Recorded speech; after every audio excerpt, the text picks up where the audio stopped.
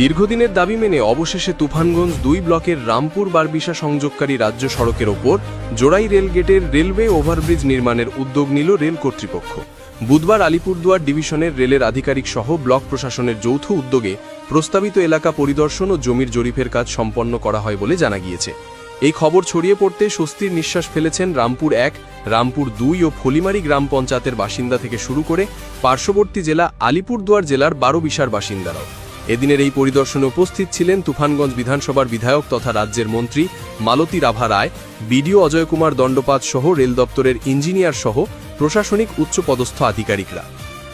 জানা যায়, কোচবিহার জেলার অন্যতম গুরুত্বপূর্ণ এই রাজ্য সড়কে জোড়াই রেলগেটটি নিত্যদিন সাধারণ মানুষের ভোগান্তির কারণ হয়ে দাঁড়িয়েছে।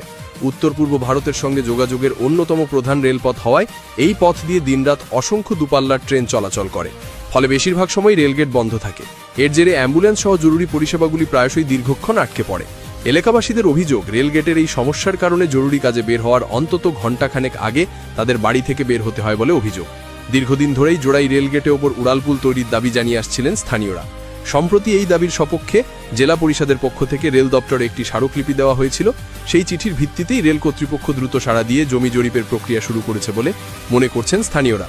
প্রশাসনিক এই তৎপরতায় সমস্যা স্থায়ী সমাধান হওয়ার আশায় বুক বাঁধছেন এলাকা বাসিন্দা থেকে শুরু করে পথচলতি সাধারণ মানুষ। দীর্ঘদিনের দাবি মেনে অবশেষে তুফানগঞ্জ ২ জোড়াই ওভারব্রিজটা হলে এখানকার যে জোড়াই রামপুরের যে লোকজনের বসবাস করে এদের অনেক উপকার হবে।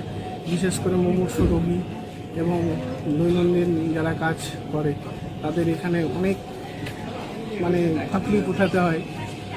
অনেকক্ষণ ধরে কখনো ৩টা-৪টা গাড়ি ওভারটেক করে, তারপরে গিয়ে গেট খোলে।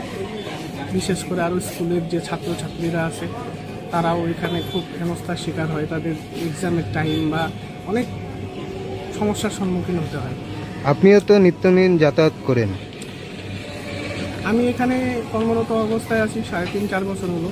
এখানে আমাকেও প্রত্যেক দিনে মিনিমাম ২ থেকে ২.৫ ঘন্টা সময় লাগে, যেখানে এখানে এক্সপেন্স হয়, যার দরুন আমার কাজেরও অনেক ব্যাঘাত ঘটে। এই যে ওভারব্রিজটা হলে কতটা উপকৃত হবে মানুষ?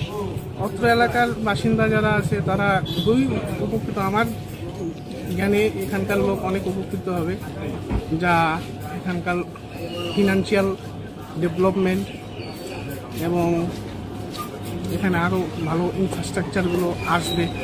ঠিক আছে। তো আপনার নাম? আমার নাম অসীম সরকার, বন্ধন নাই জোড়াই থাকা হচ্ছে আমাদের নতুন সরকার। তো সেই মর্মে আমাদের এইখানকার যে বিধায়িকা, তিনি বর্তমান পূর্ণ স্বাধীন মন্ত্রী। সেই মন্ত্রী হিসেবে উনি শপথ গ্রহণ করার পর ওনার যে উদ্যোগ, সেই উদ্যোগকে আমরা সাধুবাদ জানাচ্ছি এবং সম্মানের সহিত বলছি যে এই ব্রিজটা ওই ফ্লাইওভারটা অবশ্যই হচ্ছে, এবং হবে। আশেপাশে যত লোকজন আছে ওনাদেরও একটা মনের ইচ্ছা ছিল, কারণ এই যে যাতায়াত, ছাত্রছাত্রী এদিকে চলাফেরার মাধ্যমে যে অবস্থা নিয়ে আমাদের বিধায়িকা আন্দোলন করেছেন এবং আমাদের এমপি ছিলেন, উনিও আন্দোলন করেছেন এবং আমাদের যে এখন রানিং এমপি আছে উনিও পার্লামেন্টে দিল্লিতে উঠিয়েছেন সেই ওভারব্রিজ সম্পর্কে। এবার আমাদের শুধু সুবিধা এটাই যে আমাদের বিধায়িকা যে দীর্ঘদিনের লড়াই ওই ব্রিজ নিয়ে এবং এই ওভারব্রিজ নিয়ে যে লড়াই করেছেন, সেই লড়াইয়ের ফলে আজকে আমরা এই সুফলটা পাচ্ছি।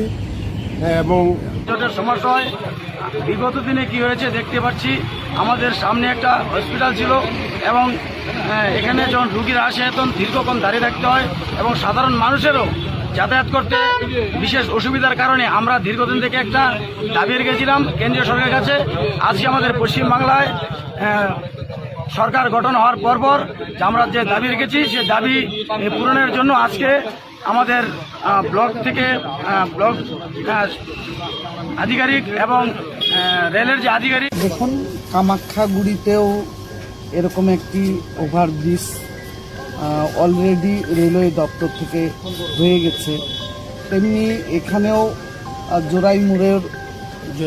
জোড়াই এখানেও একটি মানুষের দীর্ঘদিনের দাবি আছে যে প্রতিদিন প্রচুর যানজট হয় এবং ঘন্টার পর ঘন্টা গাড়ি ঘোড়া এবং এলাকার বাসিন্দারা দাঁড়িয়ে থাকে, তাই এদের দীর্ঘদিনের দাবি।